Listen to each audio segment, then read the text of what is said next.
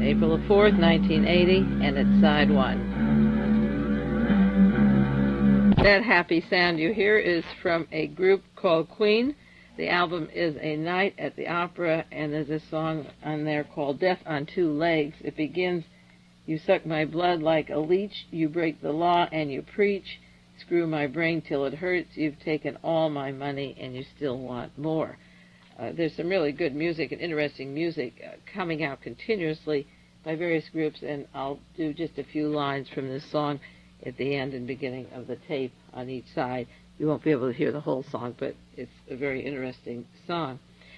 Last week I did a little bit on history, blackmail, because the world is run by two things, bullets and blackmail. And I talked about Michael Sindona, the Italian financier who was convicted of 65 counts of fraud and who's now squealing and hinting that he may name top government officials who were involved in payoffs if he goes to jail. That the charges against him, he could go to jail for life, but he doesn't want to, and he has high connections not only to the Vatican as the chief investor for the Vatican at a time when they lost between $300 million and $1 billion, and he's still in the good graces of the Vatican, and his links to the Giacomo family and organized crime, and to Montini, the notorious cardinal who went on to become Pope Paul VI.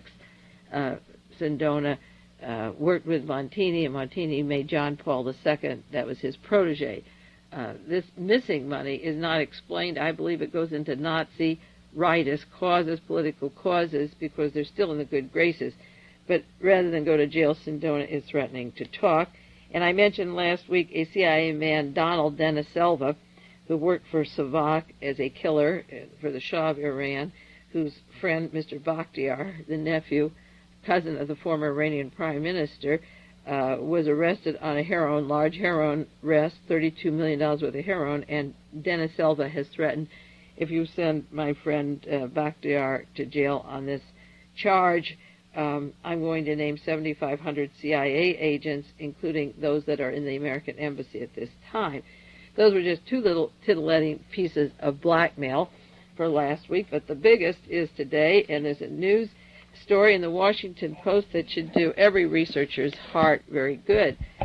My friend in Texas, Charles Spears, and Penn Jones, and various people get depressed, but I'm in there till the finish for the fight, and for some reason maybe I'm too stupid to get depressed. We're on the brink of World War III, and things look pretty bad, but there are answers and solutions, and it doesn't get me down. I can't explain why we talk about this all the time. I guess it's just my personality. I do want to share this article with you, and many of you will probably want a copy if you can't go to the library and get a copy from the Washington Post.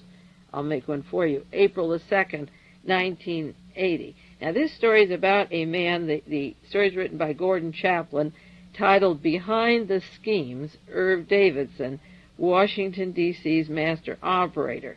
Lobbyist Irv Davidson bumps into BRILAB. Now, that's an interesting lead article for a half-a-page newspaper story, how he bumps into BRILAB. Before we get to Davidson, let me just run down again. I'm so frustrated for lack of time. Let me run down the difference for those of you who don't know it, and you can send for back tapes, ABSCAM, Pensdorf, BRILAB, MyPorm. There's going to be 90 investigations by the Federal Bureau of Investigations, and all of them are going to come to one place, just as Watergate was a general word. Watergate means a lot of things to a lot of people. It means the President of the United States had to resign. It means a hotel office of the Democratic Party was burglarized. For other people, it meant the opening up of the CIA with their mind control programs in 45 hospitals and prisons. It meant the opening of the Germ Control Center and the stockpiling of germs. The use of the Central Intelligence Agency domestically when it's illegal. The FBI, CIA, and Pentagon setting up a Operation Chaos to bug and destroy civil rights leaders and black leaders, and really a blueprint for murder in the United States. Watergate means a lot of things to a lot of people, and there will be hundreds and hundreds of books on Watergate. Well, ABSCAM will mean as much. ABSCAM, as I said when it first happened, is the baby of Watergate, and it will go farther than Watergate, because the country is going bankrupt. It's paying off people that are blackmailed. Their security exchange papers are forged. The stock swindles, the swindling of money. One man just mentioned in the newspaper this week involved with ABSCAM was swindling the city of Los Angeles out of millions and millions of dollars to bankrupt the entire city of Los Angeles. There are documents how Nelson Rockefeller didn't like Mr. Lindsay in New York and decided purposely to cut off drug programs, police programs, housing, and various domestic programs to bankrupt the city of New York. Chicago is bankrupt. Well, one ABSCAM character whose wife was murdered just last week was bankrupting the entire city of Los Angeles. So eventually, with payoffs and money and the IRS probably not being able to keep track of these people who are living in $200,000 and $300,000 homes like Senator Williams with no noticeable income and huge standards of living and money being taken by the millions and billions, just as the Vatican loses $30 million to $1 billion, written up in Barron's magazine. A listener sent me that last week, the statistics of the missing money. There's so much bankruptcy, there's so much missing money and complaints that people are checking out who is behind it and what's happening.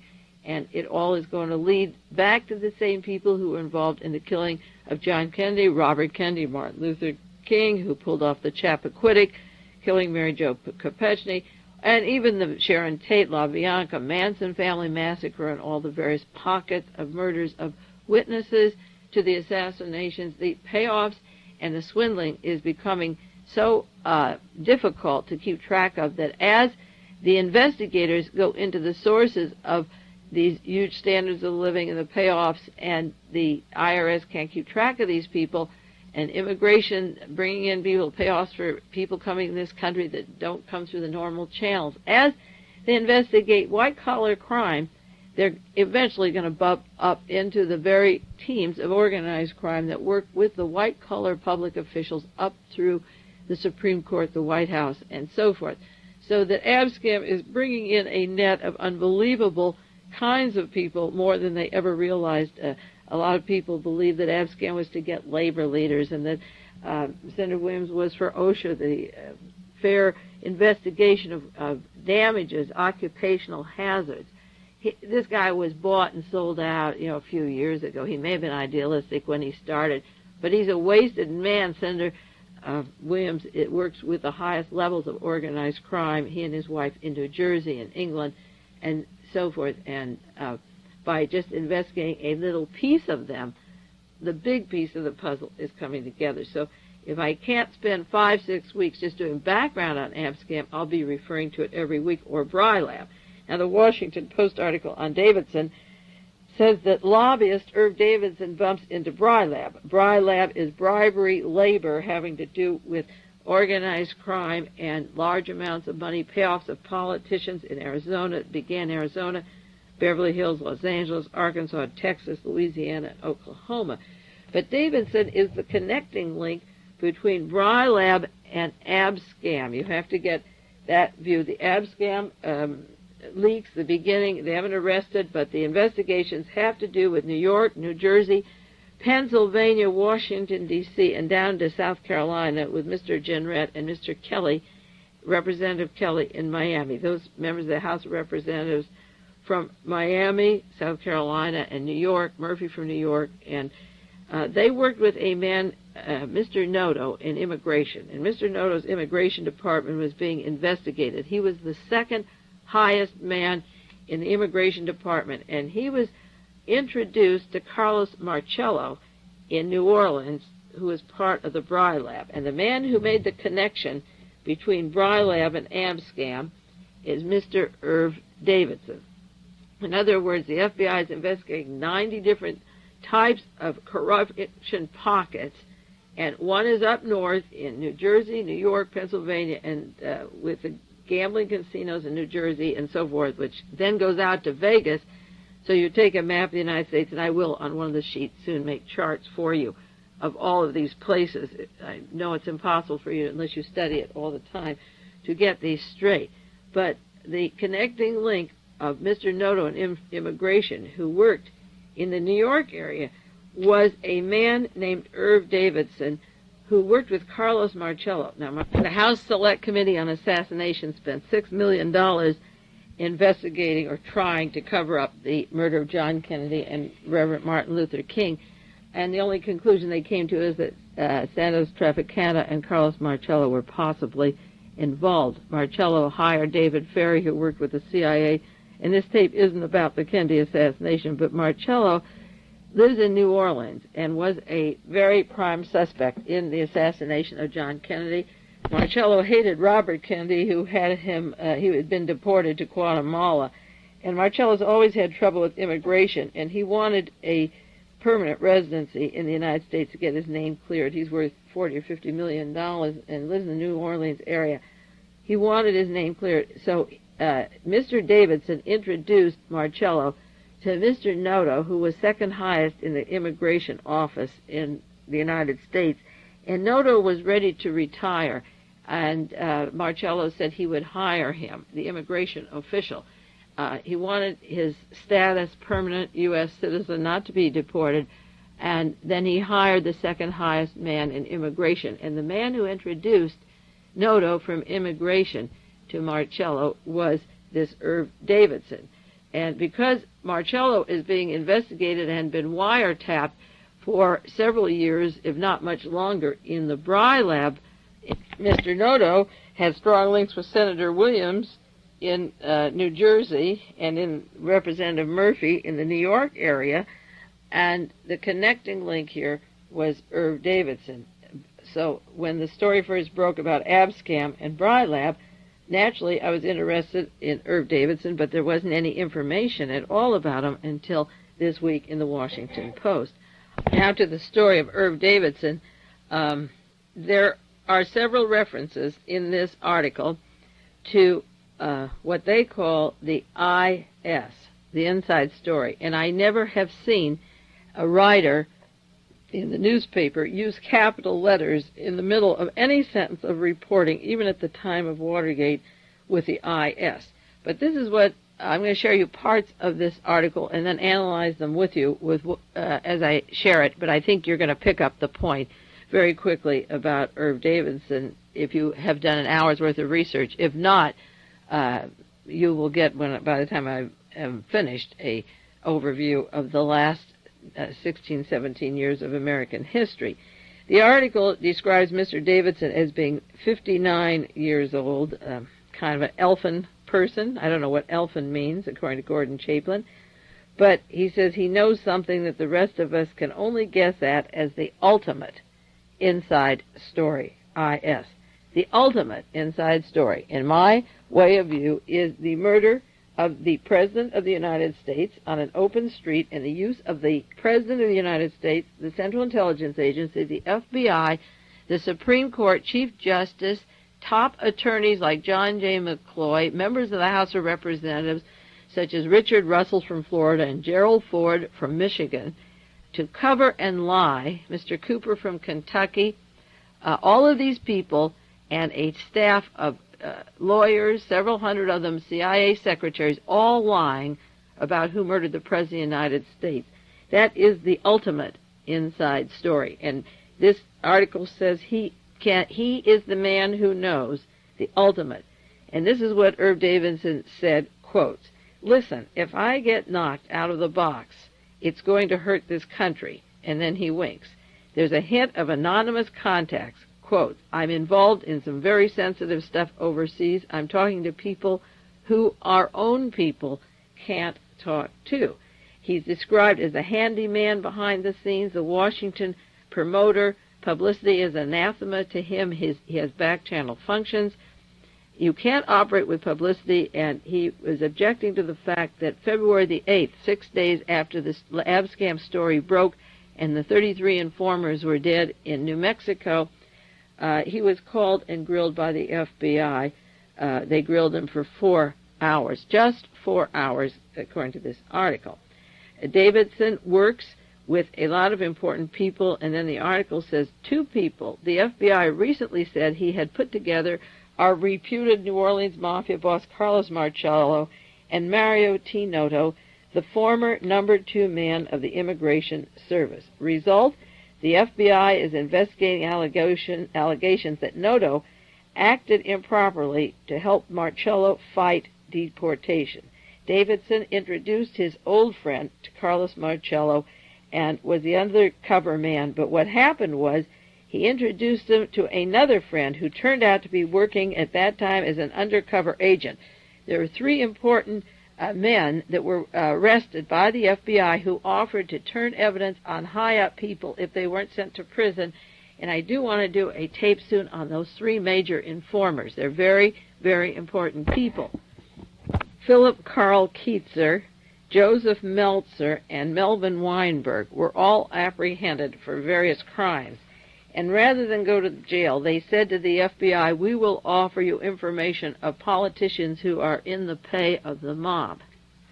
That is how the ABSCAM story began, because they couldn't turn down the offer. When they caught these men, they couldn't say, no, I don't want to know what you're telling me, because they would be investigated for covering up. These men were offering them information. So these were mobsters that had worked all kinds of tricks through their lives, international, national, all over the world. And when each of them was brought in, they offered simultaneously not to go to jail or to get a light sentence in exchange for information. And one of the people that had switched to becoming an informer, Marcello didn't know that, and he was turned over by Davidson to one of these contacts, and they met up so that Marcello was meeting a friend of Davidson's who was now an undercover agent posing as an insurance salesman in the FBI scam down in the Southwest called BRILAB, the Bribery of Labor Organizations. And that surfaced in February of this year. And the FBI was investigating a large range of crimes. The Louisiana Lieutenant Governor Jimmy Fitzmaurice, Texas House Speaker William Clayton, and so forth, were allegedly receiving illegal money and payoffs. And so that the connection of Davidson, of Marcello, to various people, insurance, FBI informers, BRILAB, and also the connection to Noto and immigration were the two places that Davidson was the important connecting link. And according to the Washington Post article, they did grill him for 4 hours, and they told him, February the 8th, that they had bugged his telephone for 1 year because this investigation's been going on for 2 years. Well, a man like Davidson, to have his telephone bugged for 2 years, must have caused the federal government quite a shock when they got into something that they've been trying for 16 years to cover up. This article in the Washington Post says that he has better contacts than Clark Clifford. If you don't know Clark Clifford, he was once Secretary of Defense. He was attorney for Howard Hughes. He's the man who was recently in Afghanistan and in Pakistan talking about wanting World War III. He's been with the Defense Department and the wheeler and dealer of the highest level, and Davidson is described as a man with better contacts than Clark Clifford, which is almost impossible. The article goes on, no illumination for Irv Davidson. He is the grease in the machinery, the Grand Central Switchboard Operator. Can you imagine what a good one they brought in? Grand Central spelt with capital GC. The CIA refers to them as witty, in quotes, which means they're in various covert maneuverings, just as Tony Laswitz during the Senate Watergate hearings was witty. Irv Davidson is witty. He claims that he knows the right inside story, capital I, capital S again, for everybody is now worth his price for everybody is now worth $250,000 a year. There's another gentleman that makes between $4 and $5 million a year out on the West Coast and in Chicago. I'll be doing many tapes on him. The IRS has trouble keeping track of him. His name is Mr. Korshak. He links to this whole ball of wax. But he's on a retainer fee by these various people for what he knows and the introductions he makes, and they can't keep track of his millions because it's all done in cash. We'll do more on him later. But this man says that he knows the right inside story for everybody. People like Clark Clifford know a good piece of the inside story, I-S, capital I-S, but they are too big and too solid and respectable to make it into all the corners. You see, it takes an Irv Davidson who knows the Secretary of Defense, the National Security Council that he works for, the President, the top officials, the immigration officials, the organized crime, the military. He is the public relations man in Washington who knows everything and every piece of the action, and that protects your public officials who say they don't know. He says Clark Clifford knows a good piece of the inside story, but he's too big and too respectable. Now, this man works, one of his closest buddies is Jack Anderson. Jack Anderson, of course, was a 20-year friend with Frank Sturgis, Frank Fiorini of Watergate fame. Jack Anderson has constantly put down the researchers on the assassination. He calls it ridiculous, these conspiracies. Davidson rented property. He had an office in Washington, D.C., where he rented property to Drew Pearson when he was alive and Jack Anderson, and Anderson calls him for stories. Imagine that office might have been bugged, and that's the way he also worked his way up. He rented to Jack Anderson and Drew Pearson, who were investigating all the dirty scandals and getting documents from all over Washington, and then that's the exchange of documents is better than millions of dollars. This Irv Davidson rented office space to Jack Anderson and Drew Pearson, and when Jack Anderson wanted to know who killed Teamster boss Jimmy Hoffa when he disappeared, they would call Irv Davidson. When they wanted to know where Marcello was, Carlos Marcello, when he was reported back in the country after he'd been deported in Guatemala, Davidson was the one who wanted to know. When Anderson wanted to talk to Bobby Baker, that was the cohort of Lyndon Johnson, who took the throne, the seat of government away when John Kennedy was assassinated, and Bobby Baker has written one book with a little bit of information of his past life and some of his experiences. When they want to know about Bobby Baker, then Davidson sets up the interview in Anderson's office with Bobby Baker and Mr. Davidson there. This article has a quotation. I guess it was in the Washington Post, so maybe I can read it on the air. What Mr. Davidson said when they asked him about the favors of immigration, he said, "Who needs to get mixed up in this horseshit with immigration?" Question mark. He says, "Look what I'm doing. I'm bringing Coke soft drink into Sudan to show them how to grow citrus in the desert. I sold Clint merchants and oil piers to the Malaysians. I bought Israeli Stagehound tanks that I sent to Nicaragua and to Batista in Cuba." Then it has the background, and here's where we get into the position of power of Irv Davidson, and then links to he's threatening the big story if they get him.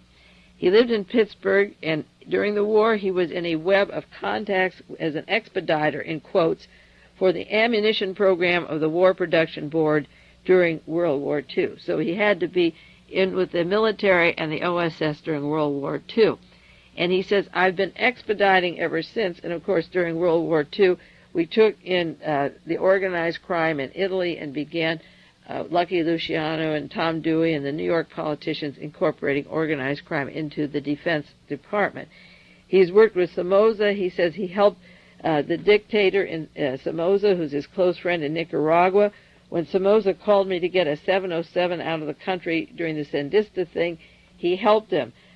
He not only helped Somoza get out of the country and worked with immigration, but I received another article from a listener in New York, dated 1979, August 9th, 79, about the airplane flight of illegal people from Nicaragua coming to this country. 142 Nicaraguans, 7 military officers flown to the United States with the help of Representative John Murphy, who went to West Point with Somoza, who's now brought into the ABSCAM trials and will probably be indicted soon, and the can of worms of Murphy and immigration and Somoza links to Davidson and immigration and Somoza. He works in Haiti and in Cuba, and he helped with Nicaragua getting them out of the country. He works in Indonesia and has strong contacts there, and in Haiti and Cuba. He worked with Batista in Cuba before Castro took over. And Haiti is where George de Mohrenschildt went, Lee Harvey Oswald's Nazi controlled CIA spy. He was with Oswald from the time he came home from the Soviet Union in June 62 and then went to Haiti in April 63. All the ground and footwork was made to make Oswald the patsy and set up the assassination of John Kennedy. And de Mohrenschildt disassociated himself then and went to Haiti until after Kennedy was killed. His widow lives in Texas now and has talked about his Nazi connections and his spy connections. The article goes on that Davidson said When Clint Murchison, the oil man, needed $4 million for a housing project, Davidson put him in touch with Jimmy Hoffa on the condition that Drew Pearson be allowed to write a column about it. Now, it's interesting, Murchison comes from one of the wealthiest oil families in Texas, and it was at the home of Clint Murchison, written up in Penn Jones' book, Forgive My Grief, that there was a meeting the night before John Kennedy was killed where Richard Nixon attended and J. Edgar Hoover, and the final okay went out to kill John Kennedy the next morning. Nixon left town, Love Airfield, just before Kennedy was killed. But Davidson not only introduced Noto of immigration to Carlos Marcello for favors and got Noto a job for when he retired from immigration, but he set up the Jimmy Hoffa connections to Clint Murchison. Now, Murchison had the contacts of Washington, D.C., Richard Nixon, who was to appoint Gerald Ford on the Warren Commission, and Allen Dulles, and the oil people, Leon Jaworski, who worked for the Warren Commission, the oil lawyers. Murchison had the contact of J. Edgar Hoover, Richard Nixon, and the entire Washington oil team that were in on the killing of Kennedy. Then Murchison was introduced to Hoffa by Davidson, who had come from the War Production Board and military establishments, who introduced him to Hoffa. Now, Jimmy Hoffa had the connections to Jack Ruby, Sam Giancana, John Rosselli, Carlos Marcello, David Ferry, the people that were to kill Lee Harvey Oswald, and the witnesses, the 200 witnesses after the assassination of John Kennedy, would be done by organized crime so that the government could cover it up at the highest level, but they needed organized crime to kill the 200 witnesses that have been killed so far, and the payoff probably is getting pretty heavy. And Davidson made the contacts of Hoffa to Murchison, and Murchison was very important in this story. Interesting that he gets credit for when Murchison needed $4 million. Was that really for a housing project, or was that a payoff for the entire assassination work done in Texas? There's a story that Davidson ran afoul of the law in 1969. It had to do with a Teamster pension loan housing project in Beverly Hills. That was the Truesdale estate where John Dean got a home at the height of Watergate and moved out there with Maureen Dean. This was put up with Teamsters money, and now he's asking for a $60 million recovery from some harassment he had at the time, which again could be a payoff for not talking. He's asking the Teamsters to recover some damages of $60 million at this time. Now, the Washington Post says now part of the inside story, IS, used capitals for the third time. Davidson says involves an item in the Justice Department known as the in-depth file regarding Irv Davidson. He will make mysterious bits of paper available about his activities in the interests of the United States government. The details are of a sensitive nature. He says he works with the National Security Council. The FBI won't play with me. I'm a super agent. I travel on 2 passports. Here is my diary, National Security Council. Sometimes the interests of the United States require certain things which, because of their shaky nature, cannot be identified with the United States. On the other side of this tape, I'll do a little more on Davidson before I go on. Mr. Gordon Chaplin of the Washington Post knows this is a big story, what he calls capitals, the inside story. Indeed it is, and as I say, we'll do a little more and probably be referring to this on many other.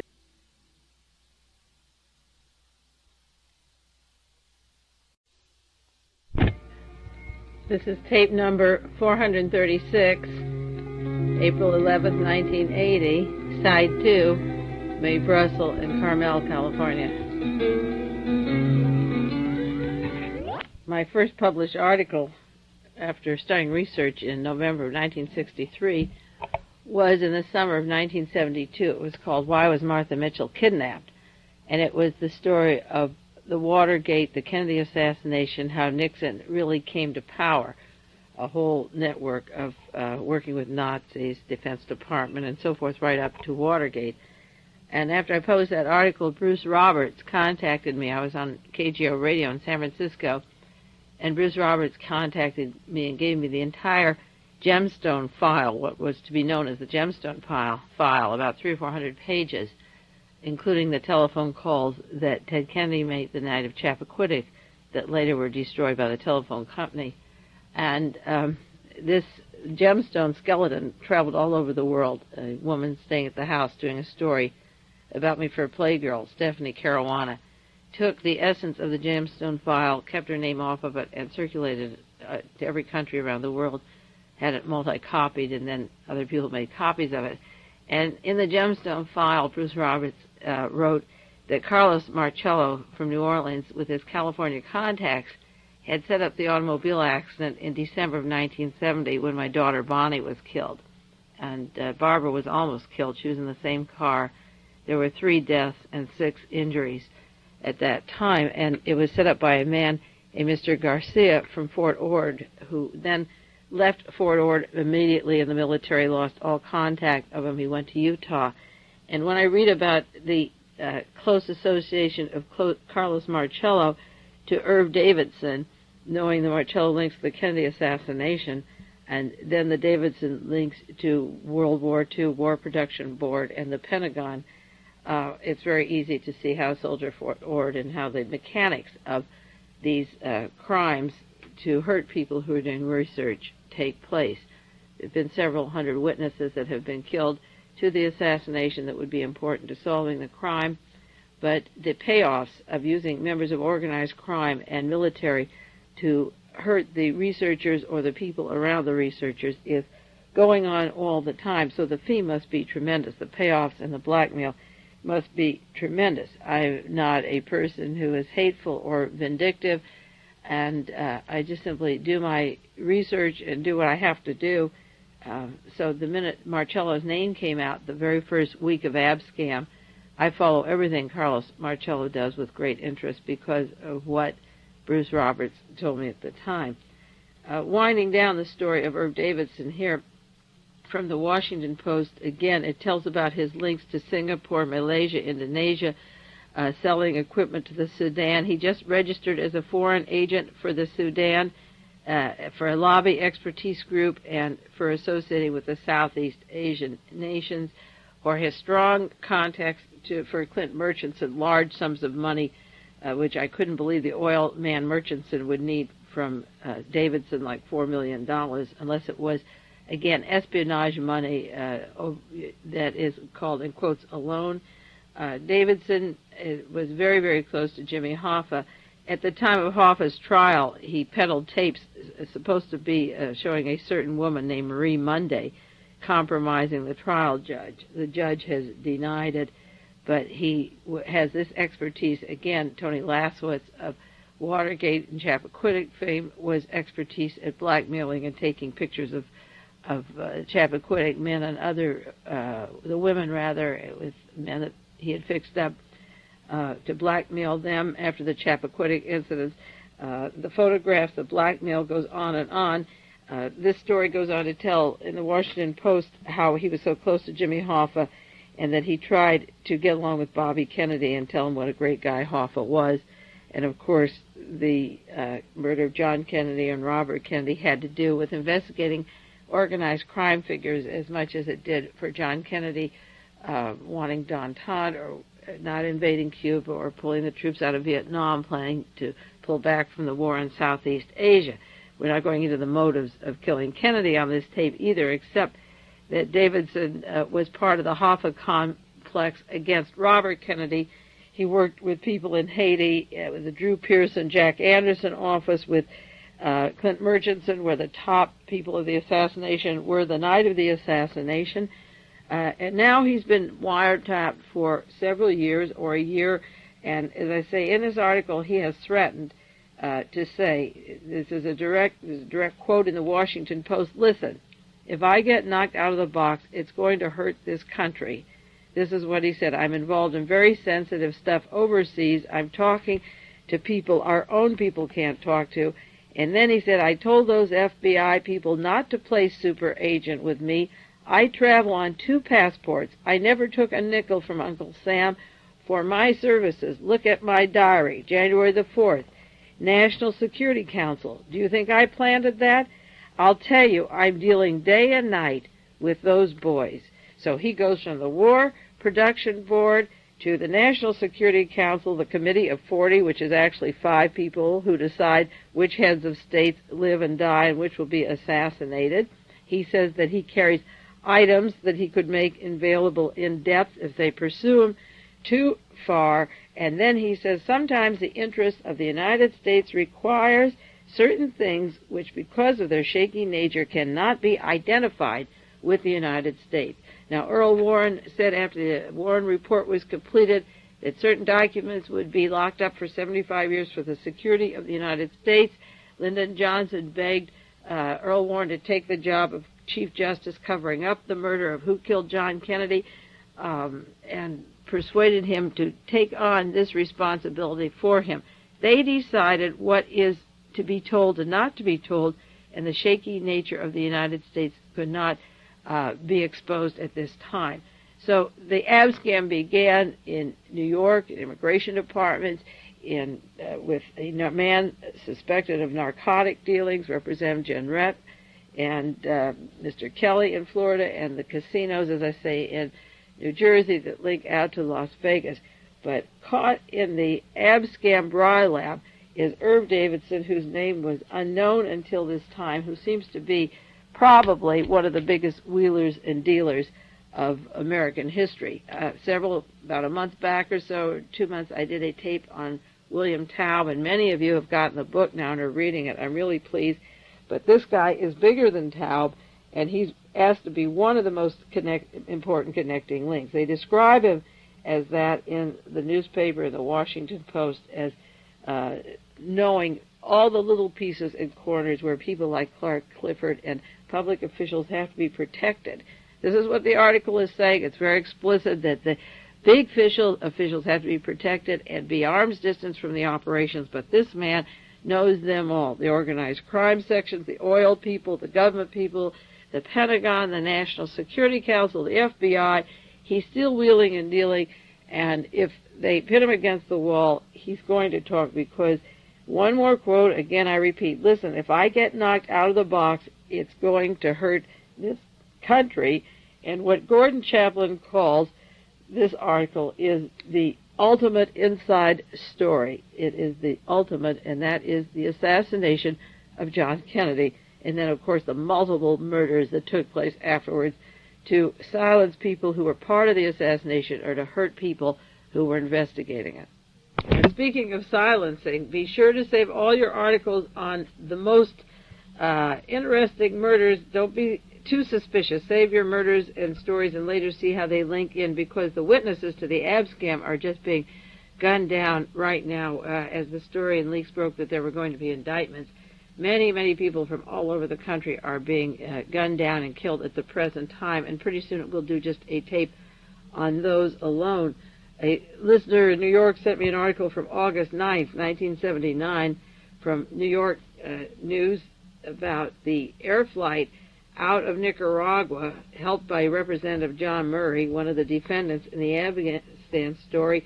As I said before in other tapes, he went to West Point with General Somoza from Nicaragua, and a Westchester, this article from the news said, a Westchester businessman was fined $134,000 by federal immigration officials for smuggling 142 Nicaraguans into the United States after the fall of Nicaraguan President Somoza.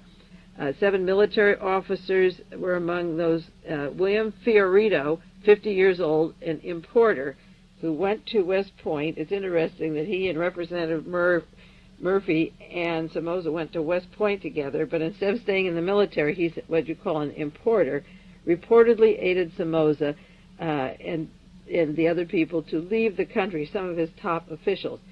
The article says there was no smuggling of any kind. Immigration was notified, the Federal Aviation was notified, and they were flown out. What they did was they obtained an airplane in Miami International Airport, flew it July 27th, picked up the immigrants, painted it with large Red Cross emblems on the tail and fuselage so it could slip out of the country, and now they're in this country, and Immigration Service is reclassifying them as tourists.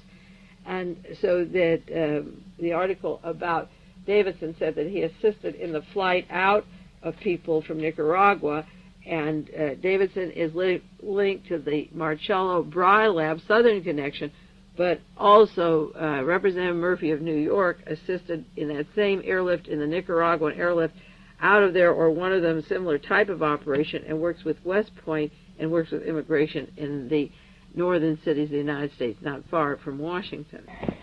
Now, the West Point man that assisted in this airlift with the Nicaraguans, that works with the Immigration Department, his name is Fiorito, Fiorito. I'll have it printed out for you on the sheets. Incidentally, those of you that hear these tapes on radio programs, if you send a self-addressed stamped envelope with the name of the tape, the date, and 25 cents, I will send you a sheet of references, because you hear it on the air and some of you don't know that there are sheets available. And send them to your station, to the people that put these programs on the air. Send them there, and they'll duplicate the sheets for you. And you can have the bibliography that goes with it. But this Westchester businessman put up the money for the Nicaraguans to leave, working with immigration.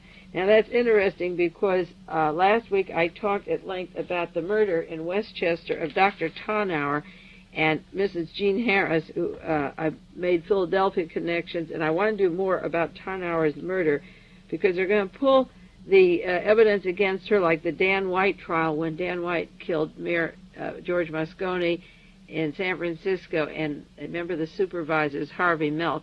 The basis of the trial that I did at length on tapes was that Dan White was too good to live in a city of so much corruption. And the defense of Jean Harris already is that he slept with every woman, and they're looking into faults of Dr. Tarnower as an excuse. Did he provoke her to kill him? But this was up in Westchester, where he had his $500,000 home and his international travels, and with Miss Jean Harris and his other so-called assistant that has been described as a mystery woman, and we'll do some more about her. But Westchester County is where this gentleman from West Point was arranging for the flight out of Nicaragua. Westchester is where Dr. Tarnower lived with his mysterious medical clinic. It's also a headquarters of the Mooney operation, Reverend Moon, which is linked to the money of Adolf Hitler and mind control and drug programs and the manufacture of weapons and arms in South Korea. There was an article this week, Deposition Order on the Moon, and this is from the New York Times. It said the Reverend Moon must give a deposition in a suit to regain tax-exempt status for $10 million of property owned by his church alone in Westchester County.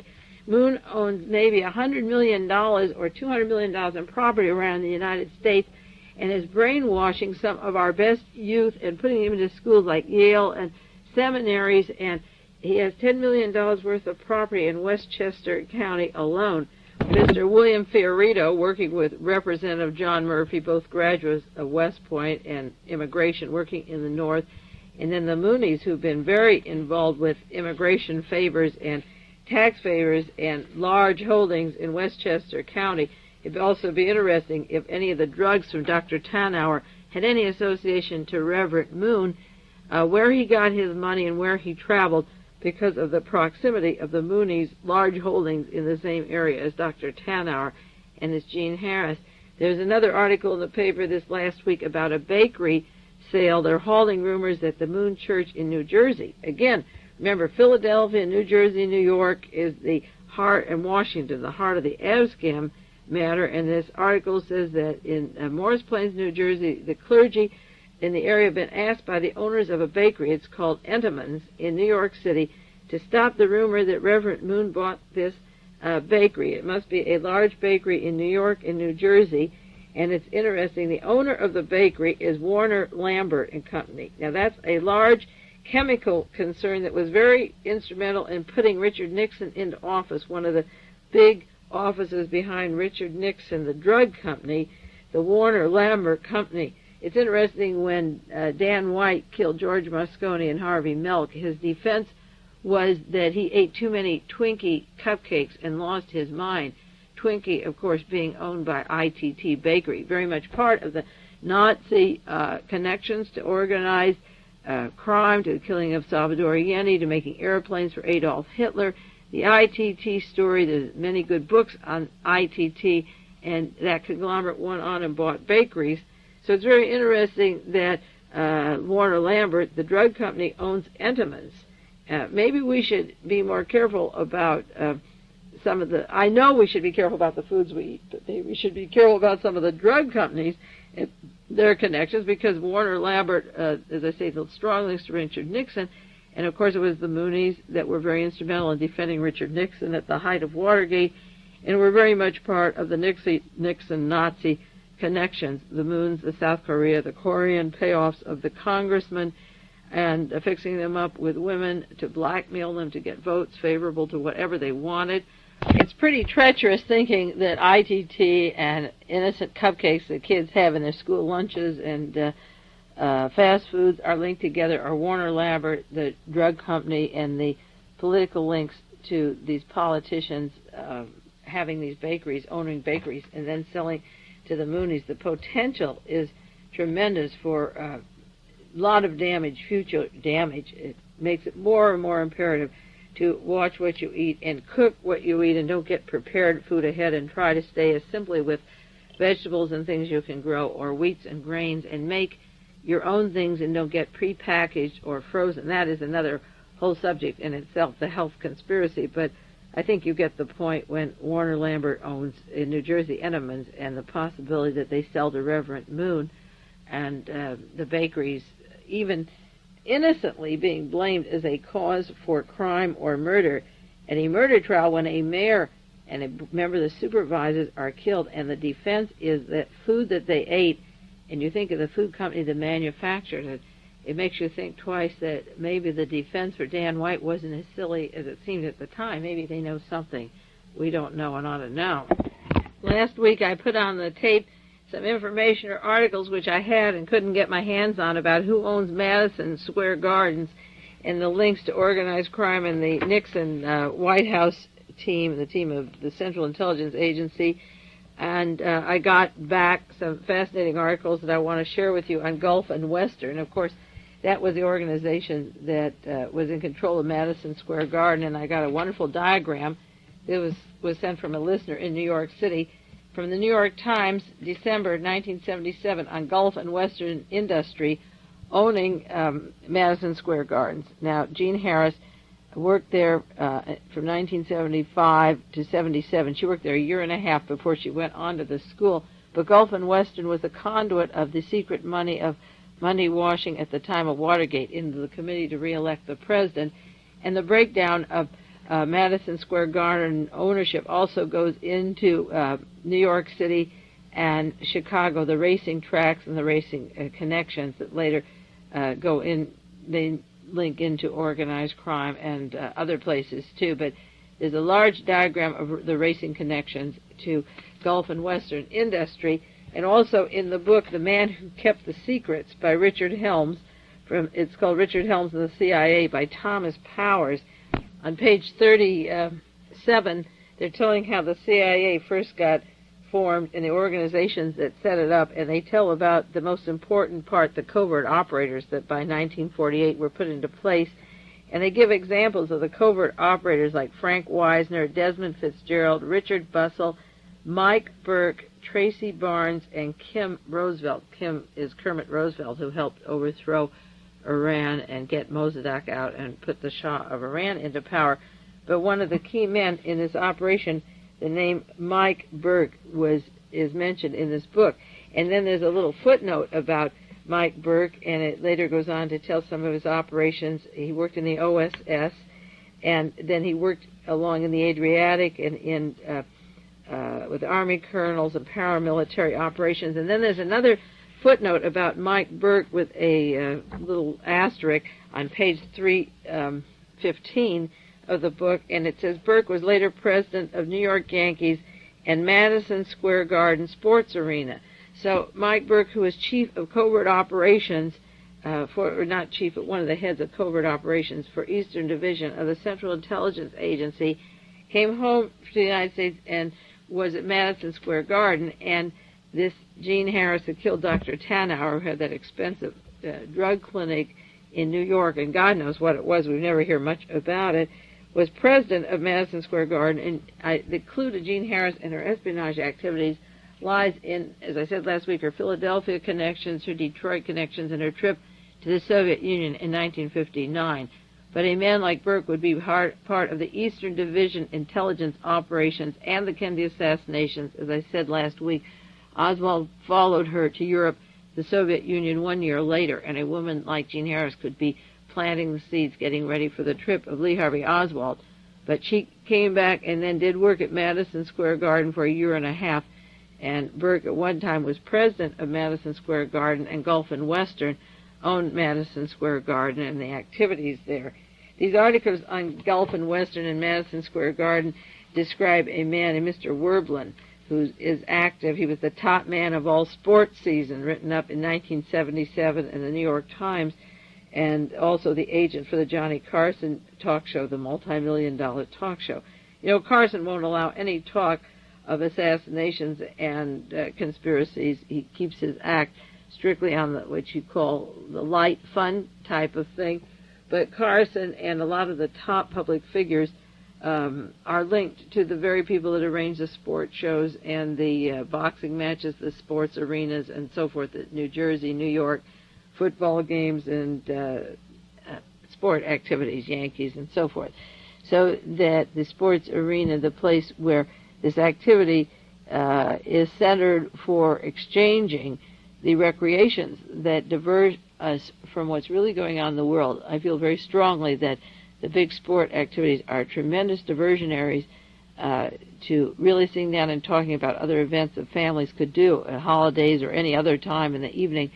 That the families are programmed for the baseball season and then the football season and the basketball season, and keep a running score of all the various sports figures and keep their minds off following the politicians.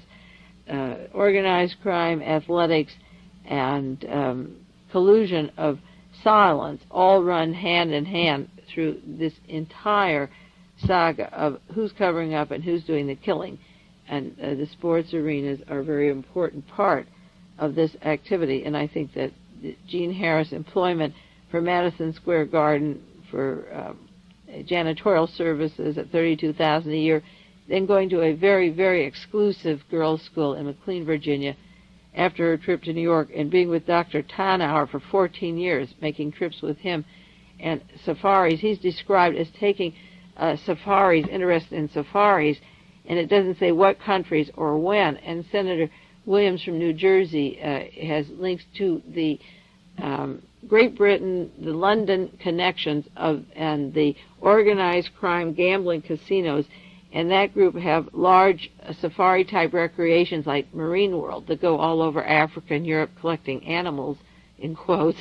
There's a Marine World in California that just was recently named last week in connection to a large organized crime trial out here.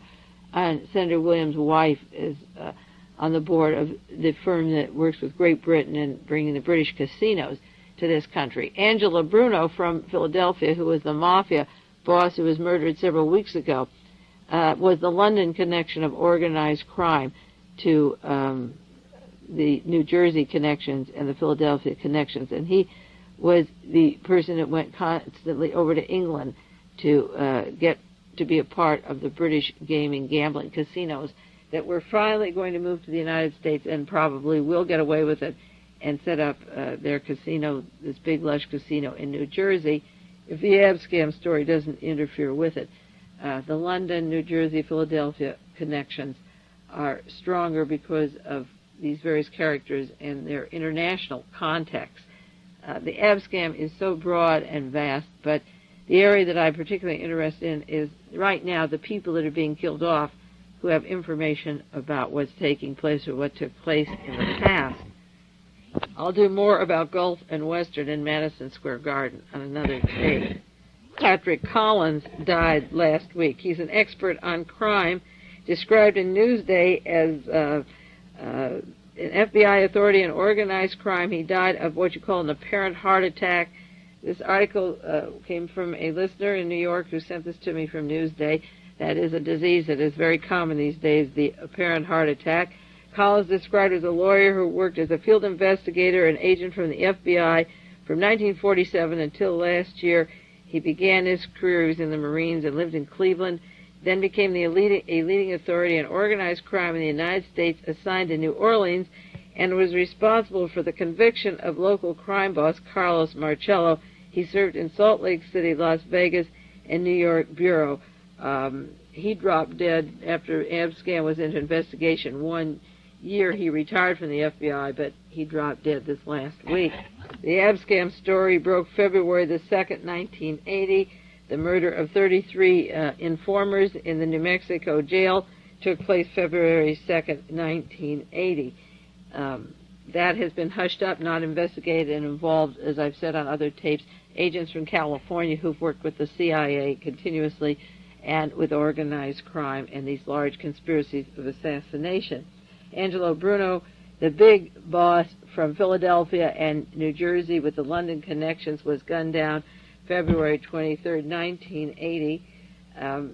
Dr. Tarnower was murdered March the 10th, 1980, and I know that he had big connections in Westchester internationally with these people that will come out in time.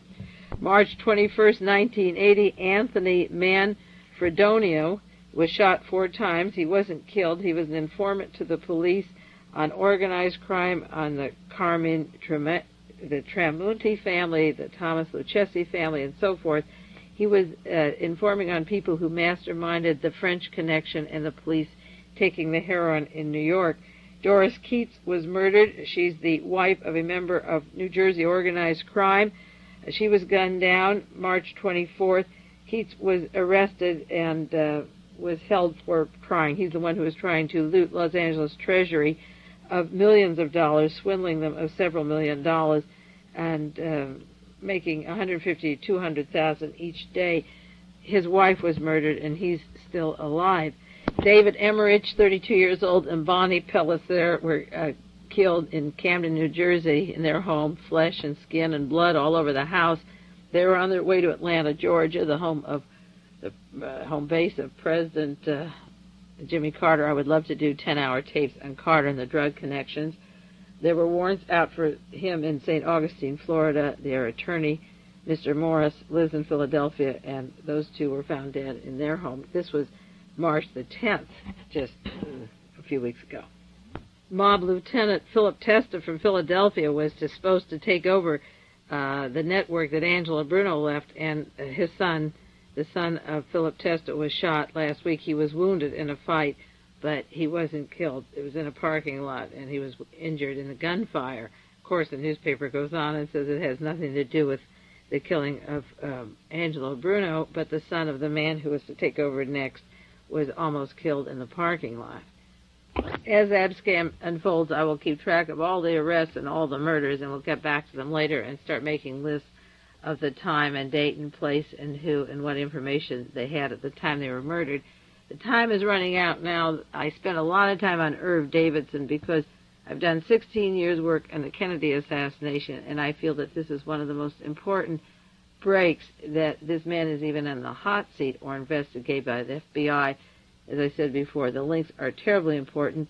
We'll get back to some major stories later that I put aside because I did want to go into depth on the Davidson story, but we'll get back to the others next week. In the meantime, you take care. This is Mae Brussell in Carmel, California, and I'll be back with you next week, I hope.